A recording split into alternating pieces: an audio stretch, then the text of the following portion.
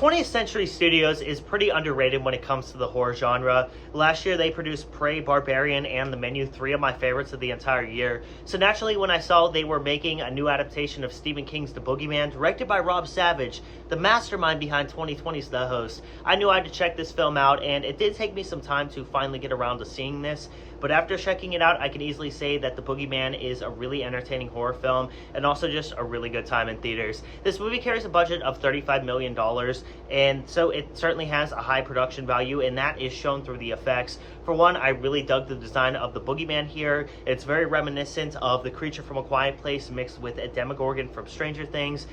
Going into this movie, though, I was kind of just expecting your cliche demon possession movie, but in reality, the Boogeyman is actually just a really well-done creature feature. This movie is PG-13, and I think in certain aspects it does hold the film back. You know, I'm someone who wants to see R in a horror movie. I want to see them go as extreme as they can go, make things as intense as possible, and unfortunately, this movie doesn't quite reach that level. Now, I'm someone who's seen so many horror films by now, so I'm not really scared by them.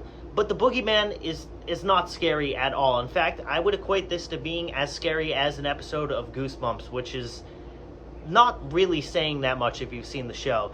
But with that being said, I do think while the PG-13 rating does hold this film back in certain aspects, there are certain effective scares in here. You know, there's jump scares here and there, and they're used sparingly throughout the film, but they are very well done.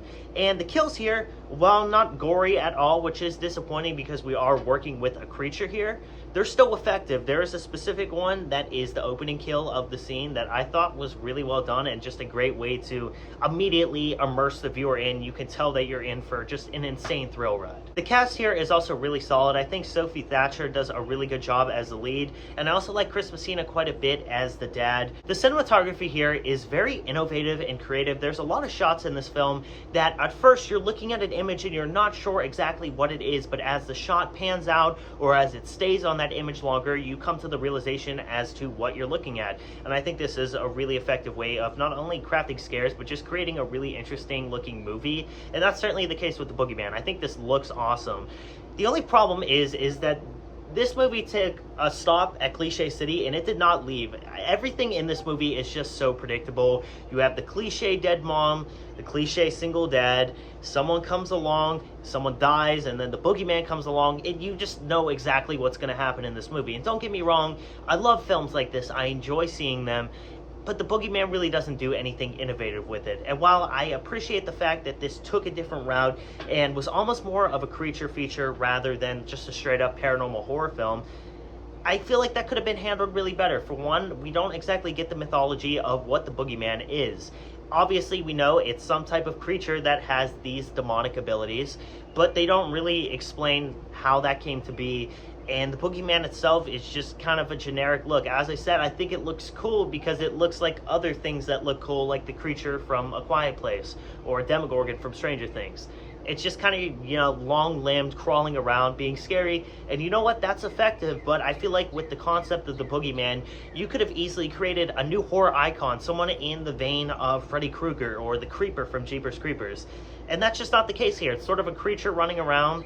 And, you know, I liked what they did. I thought that was kind of cool, but it just could have been done better, in my opinion. Also, there is a dream sequence in this film that just feels so out of place. In fact, I felt more confused than anything after seeing the dream sequence, because after the dream sequence, you begin to question if what you saw thus far in the movie actually happened, and it's just a mess a little bit.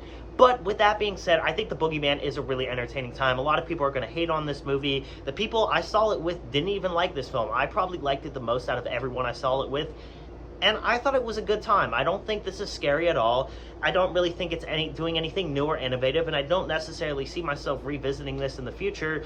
But you know what? For a 90-minute horror film, this is entertaining enough. It has a very tight runtime. I was never bored during it, and I think there is a pretty thrilling third act here. All in all, I enjoyed The Boogeyman. I don't think it's a great film, but I do think it is pretty well made. And if you're a horror fan and you want to check this out, go check it out. It's a good time, especially if you're seeing it in a packed cinema like I did. And guys, I'm going to give The Boogeyman a 3.5 out of 5.